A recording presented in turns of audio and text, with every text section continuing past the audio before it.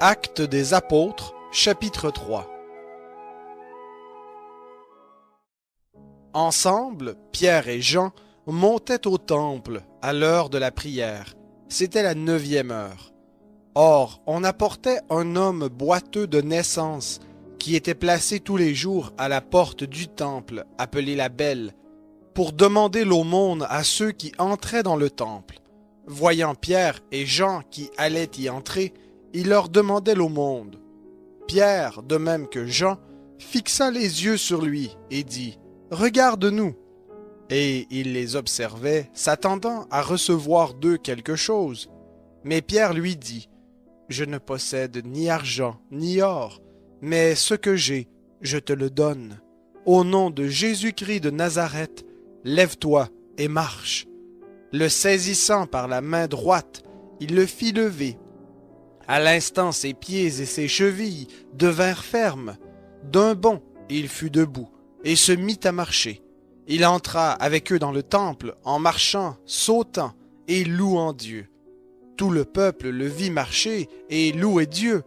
On le reconnaissait, c'était celui qui était assis à la belle porte du temple pour demander l'aumône.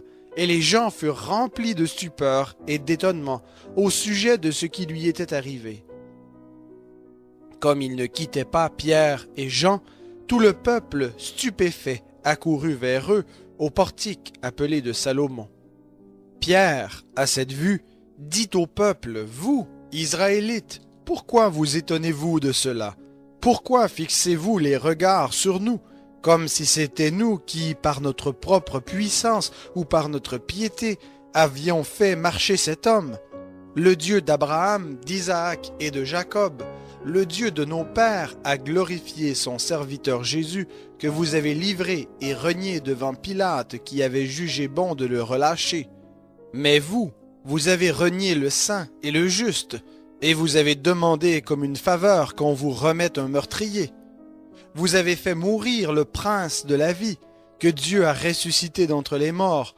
Nous en sommes témoins. C'est par la foi en son nom que son nom même a rendu fort cet homme que vous voyez et connaissez. C'est la foi en Jésus qui lui a donné ce complet rétablissement en présence de vous tous. Et maintenant, frères, je sais que vous avez agi par ignorance, ainsi que vos chefs. Mais Dieu a de la sorte accompli ce qu'il avait annoncé d'avance par la bouche de tous les prophètes, c'est-à-dire les souffrances de son Christ. Repentez-vous donc et convertissez-vous pour que vos péchés soient effacés, afin que des temps de rafraîchissement viennent de la part du Seigneur, et qu'il envoie celui qui vous a été destiné, le Christ Jésus. C'est lui que le ciel doit recevoir jusqu'au temps du rétablissement de tout ce dont Dieu a parlé par la bouche de ses saints prophètes d'autrefois.